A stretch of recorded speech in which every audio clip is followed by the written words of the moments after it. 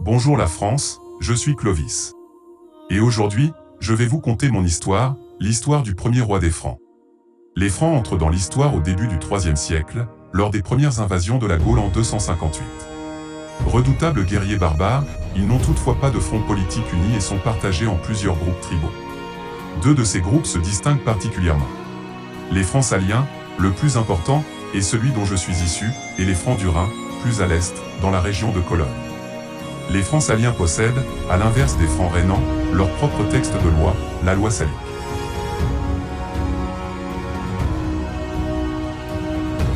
Je naquis en 466 à Tournai, fils de Childéric, lui-même fils de Mérové, tous deux rois des Francs saliens.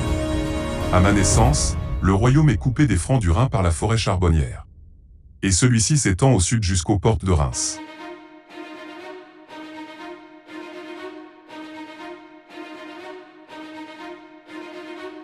J'avais 10 ans lorsque l'Empire d'Occident disparut, et nous, les Francs, étions encore de rudes guerriers que rien n'avait amollis. Nous voilà donc, Francs, peu nombreux mais ardents à la guerre, et qui se tiennent sur les points où l'on domine la France, commandant les routes pour où l'on va au cœur, c'est-à-dire Paris. Nous étions les mieux placés. À la mort de mon père en 481, j'héritais donc du royaume franc-salien. Je ne suis alors âgé que de 15 ans et rien ne me prédispose en tant que petit chef barbare à supplanter mes rivaux. Jusqu'en 486, je choisis de consolider les frontières du royaume, notamment grâce à une alliance avec les Francs du Rhin.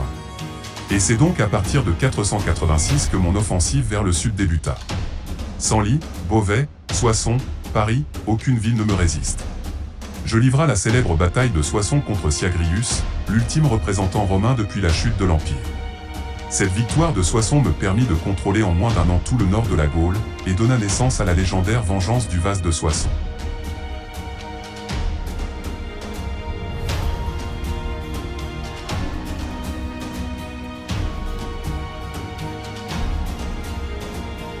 Rémy, évêque de Reims, comprit dès lors qu'il fallut m'accueillir, m'aider, m'entourer, afin de me mettre dans la bonne voie. De mon côté, j'étais renseigné sur l'état moral de la Gaule. J'avais compris la situation, je n'avais de chance de réussite qu'en respectant le catholicisme, si profondément ancré dans la vie gallo-romaine. Après m'être allié au puissant roi des Ostrogoths en 490, c'est en 493 que j'épousa Clotilde, une femme chrétienne, nièce du roi des Burgondes-Gondebaud. J'étais maintenant fort de ces alliances au sud. Mais il fallait encore que je sois converti. L'ennemi franc héréditaire, les Alamans, menaçait le royaume. C'est en prévision de ce conflit que j'émis une promesse, Dieu de Clotilde, si tu me donnes la victoire, je me ferai chrétien. En 496, à l'issue de la grande bataille de Tolbiac, je mis un terme à la menace alamane, et je tenus ma promesse.